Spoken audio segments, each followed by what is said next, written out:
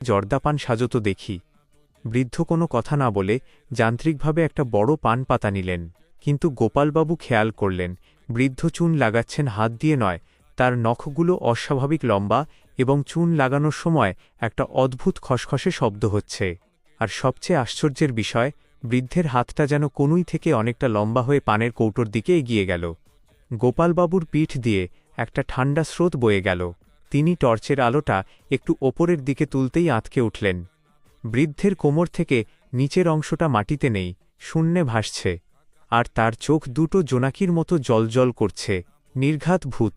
গোপালবাবু ভয়ে চিৎকার করতে চাইলেন, কিন্তু গলা দিয়ে আওয়াজ বেরোল না। পা দুটো যেন মাটিতে জমে গেছে। ঠিক তখনই সেই দাদু মুখ বাড়িয়ে এক গাল কুৎসিত হেসে বলল, এই নাও বাবু, তোমার কড়া জর্দা পান। তবে চুনটা একটু বেশি হয়ে গেছে, রাগ করো না যেন।